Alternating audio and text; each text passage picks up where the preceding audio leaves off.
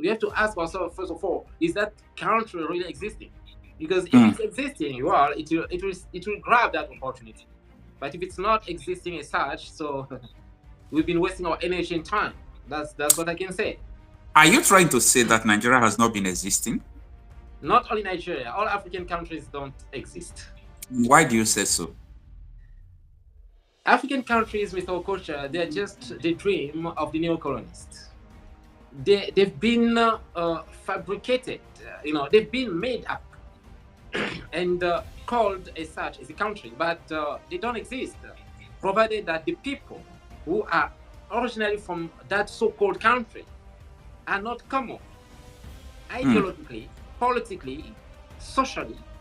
And just because of that, we cannot call such a grouping of people as a nation, as a country.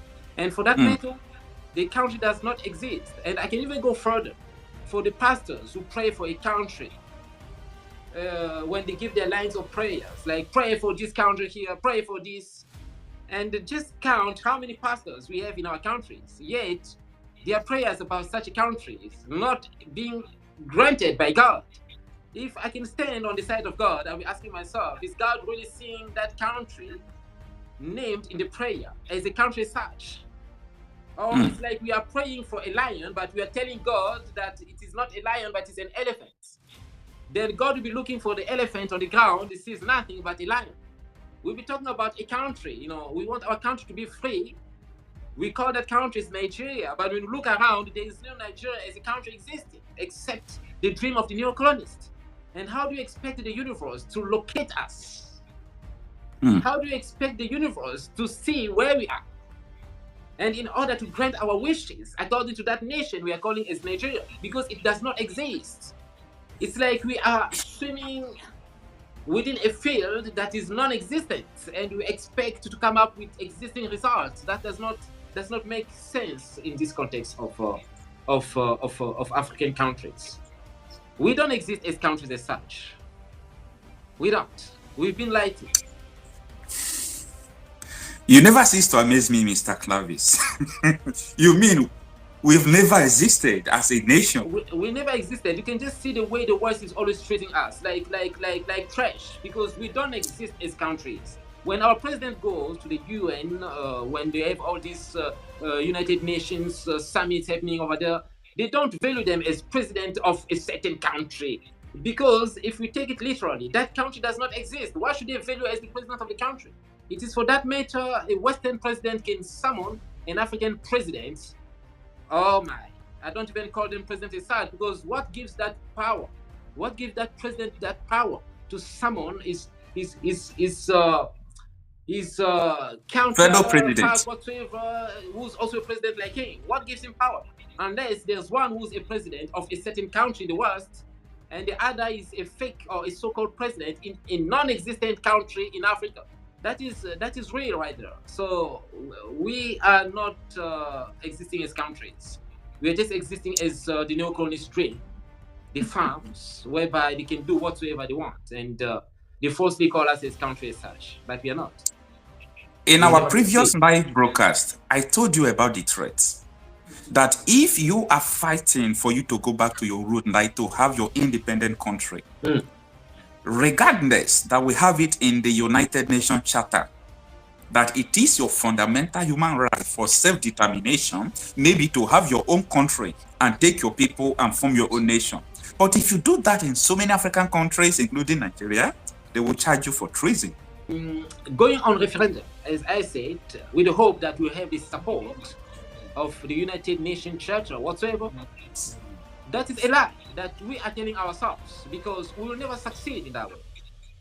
If the United Nations was real as an institution, so why are they not standing for all those prisoners who are trying to go with their own people and create their own countries? But we also know that the United Nations is the United Kingdom right now that is leading Nigeria behind the presidency. So whatsoever you do and expecting support from the United Nations, while you are doing that against the United Kingdom, you are deceiving yourself, because you never get that support. You will go to prison. You will suffer. That is my black brother there. That is my black sister right there, suffering because he or she spoke on behalf of his people. But At the end of that, let us find another way.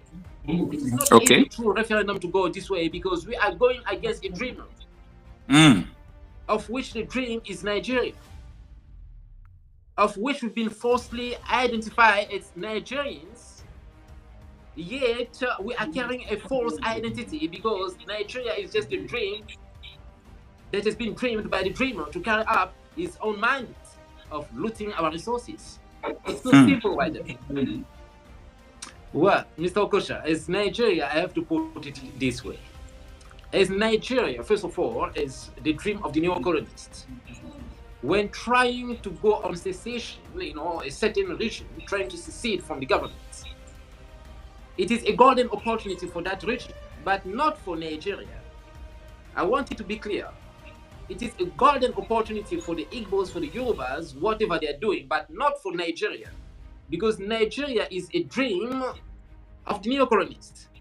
And the golden opportunity of that dream as Nigeria is to keep Nigeria the way it is. So right there, the dreamer, the neo-colonist, has not missed any opportunity. But us as the people who are falsely called Nigerians, who have been grouped within a certain border and called Nigeria as a country of our citizenship, we are those people who seemingly try to miss the golden opportunity. I'm talking about seemingly missing the golden opportunity. But we are not really doing that in the right way. That I will not say that those people have missed that golden opportunity. They've not missed that as Nigerians because they are falsely as Nigerians. They are missing that golden opportunity as Igbos, as Yorubas, as Fulanis, whatsoever. And how are they missing that golden opportunity?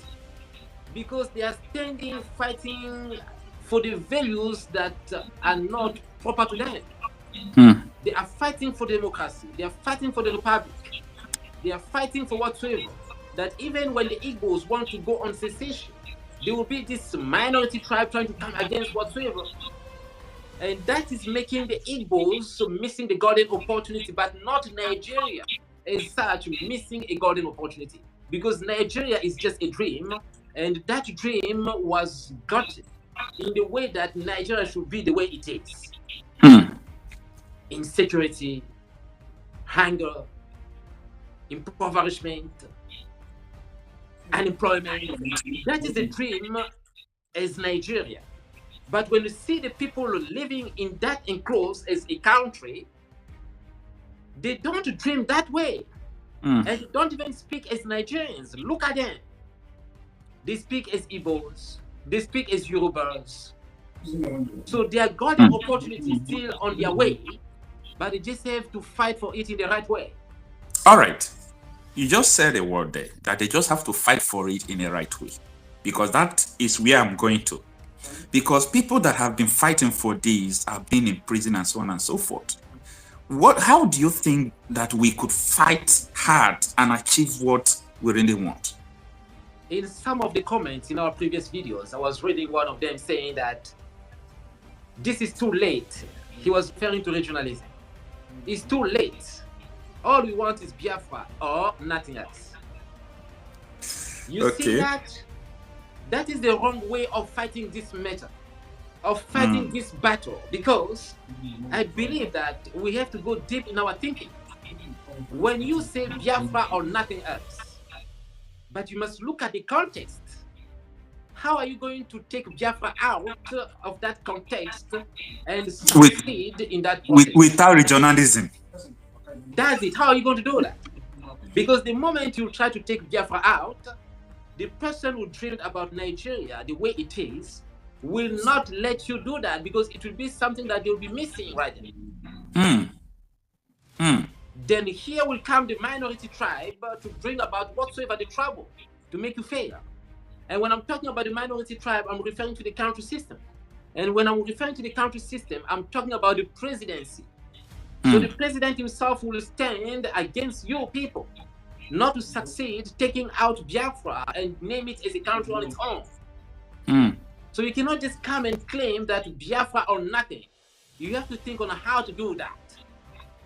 Now, here the minority tribe, as I said, they are not from that original land. If they depend somehow on whatsoever resources coming from Biafra, and here you come, you say that Biafra must get out, and those people who are fighting for survival will not have any means to survive if really they depend on Biafra. Yeah.